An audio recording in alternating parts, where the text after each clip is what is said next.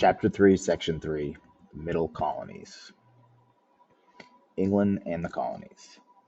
In England, the Puritans who controlled the Parliament struggled for power against King Charles I. In 1642, a civil war began. Led by Oliver Cromwell, a Puritan, the parliamentary forces defeated the king. Many Puritans from New England returned to England to join the struggle. Charles I was beheaded in 1649 on charges of treason. A new government was established with Cromwell as protector. After Cromwell died in 1658, Parliament restored the monarchy but with new limitations. When Charles II became king in 1660, his reign was known as the Restoration. In 1660, England had two clusters of colonies in what is now the United States. In the north were Massachusetts, New Hampshire, Connecticut, and Rhode Island.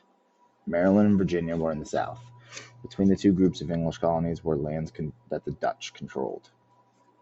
The main settlement of the New Netherland colony was New Amsterdam, located on Manhattan Island.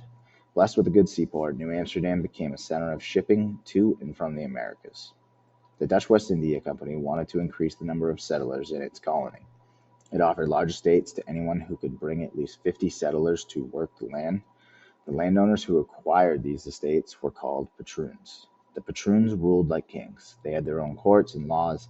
Settlers owed the patroons labor and a share of their crops. England takes over. New Netherland had an excellent harbor and a thriving river trade. The English wanted to acquire the valuable Dutch colony. In 1664, the English sent a fleet to attack New Amsterdam.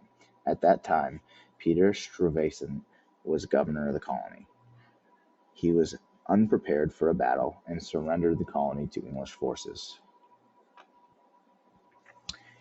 King Charles II gave the colony to his brother, the Duke of York, who renamed it New York. New York was a proprietary colony, a colony in which the owner or proprietor owned all the land and controlled the government.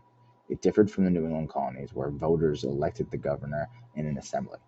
Not until 1691 did the English government allow citizens of New York to elect their legislature. New York continued to prosper under English control. It had a diverse population made up of Dutch, German, Swedish, and Native American people. Also among the population were Brazilian Jews, the first Jews to settle in North America. In 1664, New York had about 8,000 inhabitants. That population also included at least 300 enslaved Africans. By 1683, the colony's population swelled to about 12,000 people. New York City, which was called New Amsterdam when it was controlled by the Dutch, was one of the fastest growing locations in the colony. New Jersey. The Duke of York gave the southern part of this colony, between the Hudson and Delaware rivers, to Lord John Berkeley and Sir George Carteret. The proprietors named their colony in New Jersey the island of Jersey in the English Channel, where Carteret was born. To attract settlers, they offered a large tracts of land and also promised freedom of religion, trial by jury, and representative assembly. The assembly would make local laws and set taxes. Like New York, New Jersey was a place of ethnic and religious diversity.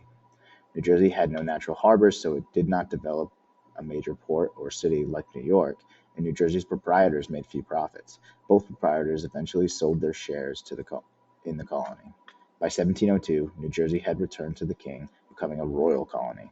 However, the colonists continued to make local laws. Pennsylvania. In 1681, William Penn, a wealthy English Quaker, received land as payment for a debt that King Charles II owed to Penn's father. The king gave Penn a tract of land in America stretching inland from the Delaware River. The new colony was named Pennsylvania and was nearly as large as England. William Penn saw Pennsylvania as a holy experiment, a chance to put his Quaker ideals into practice. The Quakers, or Society of Friends, believed that everyone was equal. People could follow their own inner light to salvation. They did not need clergy to guide them. Quakers were also pacifists, or people who refused to use force or to fight in wars. They were considered a threat to England and were persecuted.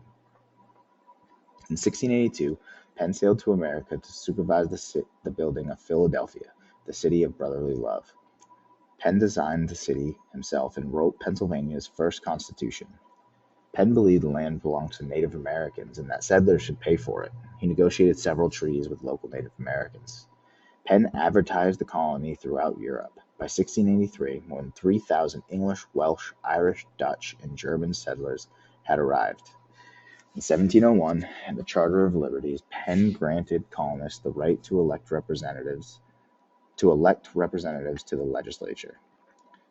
Swedes had settled southern Pennsylvania before the Dutch, and the English took over the area. The Charter of Privileges allowed these lower counties to form their own legislature. The counties then functioned or operated as a separate colony known as Delaware under Pennsylvania's governor.